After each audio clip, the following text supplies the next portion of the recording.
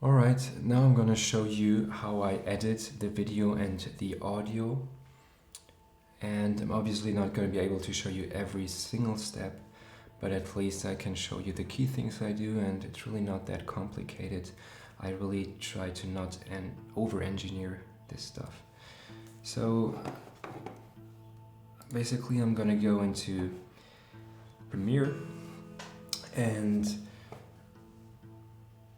I'm going to take the video files from the camera SD card, and I'm going to take the audio files from the Zoom recorder where the mic recordings are on, and you will see there's a track 1 and there's a track 2.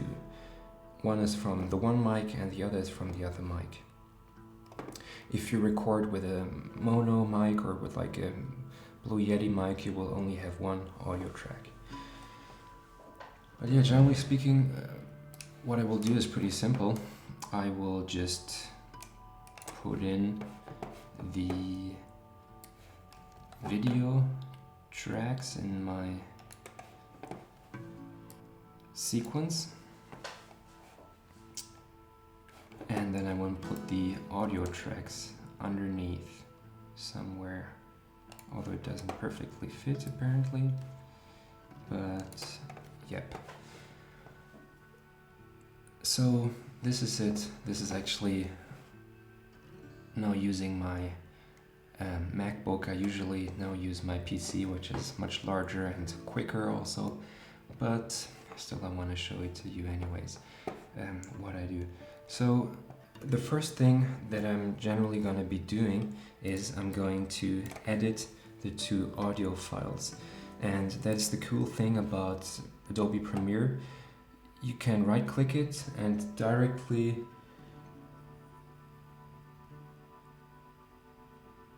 click on editing in Adobe Audition. It's in German here, so sorry, but yeah, it's gonna take a few seconds, but it's gonna automatically open up Adobe Audition. And yep, you basically see the two audio tracks that I have in this editor. And generally speaking, the first thing that I'm going to do is to make sure, and this is the main problem, if it's too loud, if you maybe make too much of a noisy sound or like a very intense sound, it's gonna be it's not gonna be nice for the listener. It might even be like over, how do you call it, like verzerrt. It might be distorted in a way because it's too loud. So I want to bring the audio levels, the maximum audio levels down to a certain limit. And what I usually do, I use a hard limiter effect, and I choose about 3.7, and then I will do this, and the same for the other one. This just ensures that the maximum audio is not going to be too loud.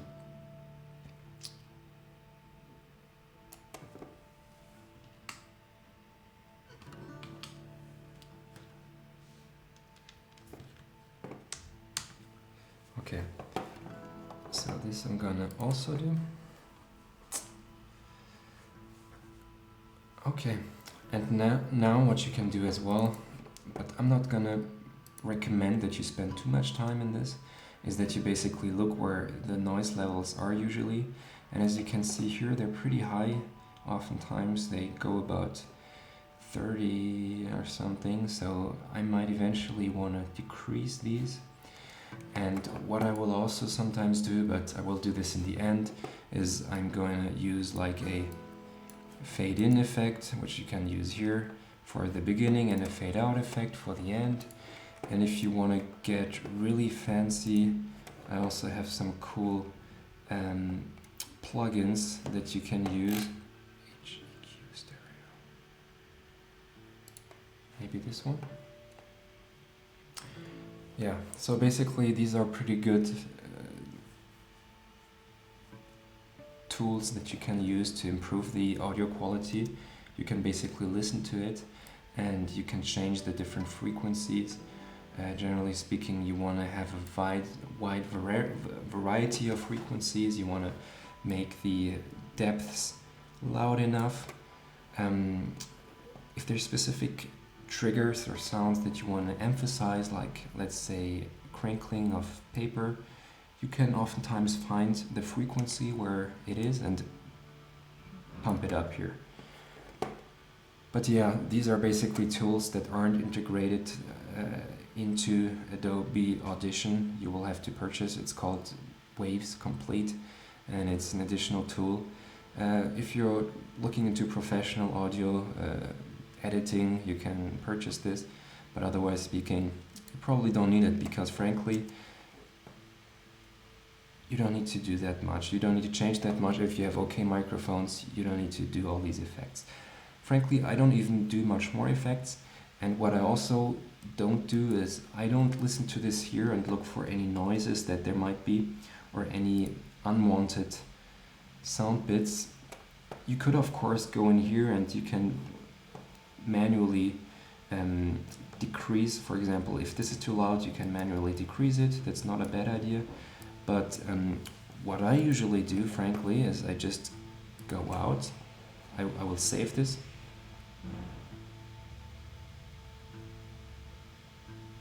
I'm not gonna save this here. And then I will just zoom in here a bit. Let me quickly see it. And then I will go into the video and I'm gonna look where there's like unwanted noise, and I'm gonna directly delete it in the video, frankly, because the other thing is just too much effort and it's not really necessary. So basically here, when I see a part that I don't like, or I just find like the sound is weird here, or I don't like the video, or I find this boring, I will just basically set an in marker here and set an out marker. For example, let's say this was too loud, this one section. I will just basically extract it, and then maybe I will use an effect. Like you see, it's pretty slow. I will basically use an effect which is called smooth blending or something, that will basically ensure that it looks okay. So yeah, I will also use this smooth blending effect at the beginning of the video to make it like appear, and I will use it at the end of the video to make it disappear, basically. So yeah, to sum up, I will basically delete the parts of the video that I don't like, instead of just going to the audio and removing everything, because then there's a problem. You have to the synchronicity, whatever the word is, with the video is not given anymore. So this is another important fact that you will see. The audio and the video isn't automatically synced up, the way I record it at least. So what you need to do at the beginning, I always do a clap at the beginning, and then I go into the audio track of the film, of the camera, and then I manually sync it up with the audio, with a clap, or it could be any other trigger of the audio files. So that sounds a bit complicated, but you can just look it up, how to synchronize your audio with your video. And this is something that is important and maybe sometimes requires a few seconds of zooming in and really looking at where exactly the audio should start and where it should finish. So the video and the sound are actually aligned. That is quite important. And what is also important is what I'm doing here in the audio bit is there's 3 audio tracks here. The first one is the audio from the DSLR camera. I mute this. I don't want to have any kind of audio. Actually, I usually do it here, mute. And then there's the second track, which is the first microphone, and then there's the second microphone. So now what I'm gonna do is, depending on where the left one was or where the right one was, I'm gonna pan the one microphone completely to the left, and the other one completely to the right. You can also choose like a bit less than 100%, but I prefer this for a real 3D binaural sound. So this is important because now all the sounds that were recorded with the left microphone will be fully displayed on the left ear, and the other way around for the right ear. The sounds picked up by the right microphone will be fully only displayed, or let's say played in the right ear of your headphones. So I don't know if I understood this correctly and explained this correctly, but this is basically the logic of it. And I pan this to the other side, and it's still not, there's still some mixing up because the mics obviously pick up, the right mic picks up sounds from my left hand, for example, and the other way around, so there's still some mixing up. But for me, this kind of expands the audio picture, and it makes it really seem like you're sitting in a room where the sound comes from two directions. So you can experiment a bit with this, what is the best solution for this, and that's basically it. When I did the syncing up of audio and video, and when I made sure that I panned this to the left and the right, and then I will do the hard limiter for the audio, then I will cut out, I will actually listen to it once, watch it once, and cut out the scenes where the sound is just too obnoxious or my neighbors are doing shit again. And then it's basically done. Maybe I will do some color effect. You actually, I'm not gonna do like a 101 of like filming school here because I'm also not an expert, but I will actually use like a new pane. And this is how I'm going to change the color a bit. I'm not gonna do much, generally speaking. Maybe I will do a bit more warmth in it. I will generally use a bit of a vignette look, so the outer sides are a bit darker. I might use a bit creatively, a bit more dynamic in the picture, a bit more saturation, but not too much, so it doesn't become too bright. I think generally speaking for ASMR, the picture shouldn't dominate, it shouldn't be too bright, so I might as well get the lighting down a bit. So that's basically my picture. And yeah, that's basically it. And my laptop is slow. So then I'm gonna export this stuff. I have to highlight the media.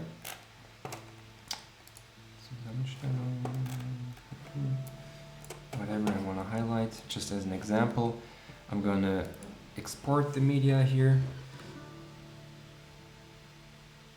Okay, so basically here in video you wanna choose H.264 format, and generally speaking I will choose HD 1080 with 25 frames per second, I think, but then I will actually say adapt this to the source format, and you will automatically recognize what my format is and how many frames there is per second.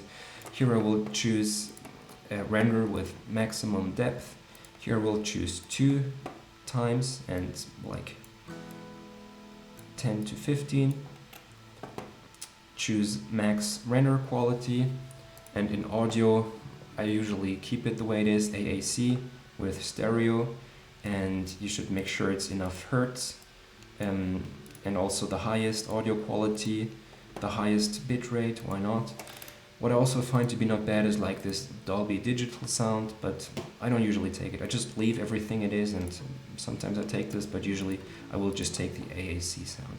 And then I will basically export it. And this, depending on computer, might be taking for a half-hour video a few hours, but with my new PC, a half-hour video will generally be only also an hour to render. Yep. So that's basically my audio and video editing process. It's not too complicated, and I would actually urge you to also not make it too complicated. Try to find shortcuts, try to make it efficient. I think it's fun to do. I think some people like Phoenetician Sailor, I heard an interview with him, and he actually likes to do all this kind of video editing and the color editing, so he puts a lot of effort into it. So depending on your priorities, I don't think you need a super professional stuff. So yeah, that's generally gonna be it. I generally, maybe it's gonna take me half an hour, or maybe an hour of editing for a half an hour video in total. So I'm trying to keep it simple. Probably could make it even quicker. So that's basically it. So thanks a lot for watching.